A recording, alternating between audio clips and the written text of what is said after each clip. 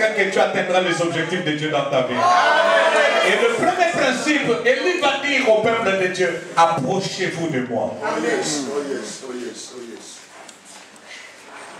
Le premier principe que tu dois saisir, tu dois apprendre à t'approcher de Dieu. Alléluia.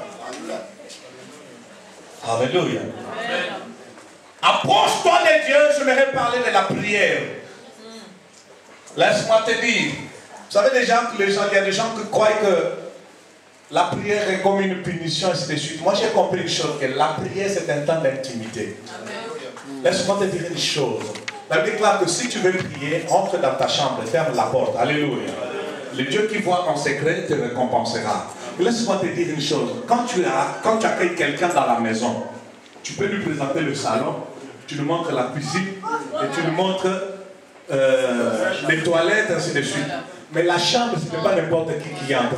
Parce que la chambre, c'est ton lieu d'intimité. Quelqu'un n'a pas dit amen bien.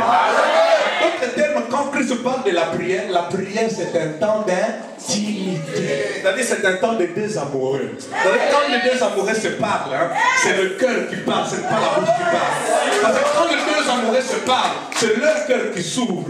Et quand le cœur s'ouvre, il n'y a plus de secret. Et voilà pourquoi quand Dieu voulait faire quelque chose à Sodome et Gomorrhe, il dit, cacherai-je à Abraham ce que je voudrais faire. Parce qu'Abraham, c'était un intime de Dieu. Et Dieu ne pouvait jamais lui cacher son cœur. Quelqu'un n'a pas dit amen. Tu dois comprendre que tu dois apprendre à approcher de Dieu, c'est être un amoureux de Dieu. Apprends à passer un temps d'intimité avec Dieu. J'ai déjà remarqué les fiancés. Quand ils se parlent, tu viens visiter ton fiancé ou ta fiancée. Vous parlez pendant 3 heures et tu dis voilà, je dois me partir. Et il te l'accompagne en voiture. Et dès que tu arrives à la maison, tu as encore quelque chose à lui dire. Jusqu'à 1h du matin, vous avez toujours quelque chose à vous dire. Pourquoi? C'est parce que c'est un temps d'intimité. Vous êtes des intimes. Vous vous aimez tellement. C'est parce que c'est pour cela que vous ne manquez rien à vous dire. Celui qui ne sait pas vivre la vie de prière, c'est quelqu'un qui a un niveau très bas de l'amour pour Dieu. Alléluia. Quelqu'un n'a pas dit amen. Dis un temps d'intimité. Un temps d'intimité. Je sais que tu pries, mais j'aimerais que tu comprennes que la prière c'est un temps d'intimité. Comme tu prends du temps à parler à ton mari, à ta femme ou à tes enfants, prends aussi du temps à parler à Dieu. Un intercesseur, ce n'est pas seulement qui prie pendant 2 heures, 3 heures, 4 heures. Mais un intercesseur, c'est celui dont l'âme est constamment à genoux devant le trône de Dieu. C'est-à-dire, même quand je me lave, je prie. Même quand j'étudie, je prie. Même quand je travaille, je prie. Même quand je roule au bord de ma voiture, je prie.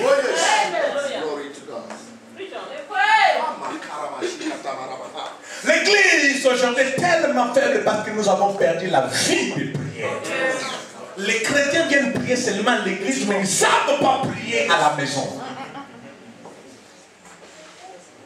Et vous venez à l'église, tu es tellement lourd, tu te dis, ah, aujourd'hui le pasteur n'avait pas. Non, ce n'est pas l'onction du pasteur, mais c'est ton problème.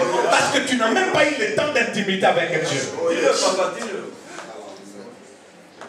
Tu n'as pas dit amen bien pour moi. Amen. Amen propre. Amen. Ton voisin, apprends à vivre l'intimité avec Dieu. Alléluia. La première des choses dit, approchez-vous de moi. Dis à ton voisin, approche-toi de Dieu. Et la deuxième chose, il évoque, au chapitre, la première chose qu'il a évoqué au chapitre 30, il dit, approchez-vous de moi, n'est-ce pas? Au verset 31, il dit, il prit 12 pierres d'après le nombre des tribus. Alléluia. Et avec ces 12 pierres, il va établir l'autel de Dieu. Dites ensemble avec moi 12 pierres. Encore plus fort, 12 pierres. Le premier principe, c'est que tu dois restaurer ta vie de prière. Parce que, laisse-moi te dire, ta destinée est comme une pierre. La taille de ta destinée demande un gros marteau. Et ce marteau, c'est la prière. Donc tu dois tailler ta destinée avec ta vie de prière. Ne néglige pas ta vie de prière. Parce que ta destinée en dépend. Je ne peux pas prier comme l'autre parce qu'il a sa destinée. Voilà. Moi j'ai une grande destinée, cela demande une grande quantité d'eau pour arroser cette destinée. tu ne peux pas négliger. Quand tu vois l'autre négliger sa vie de prière, toi tu commences à le suivre. Non, c'est une erreur. Moi j'ai une grande destinée. Je serai pasteur de président, pasteur de ministre.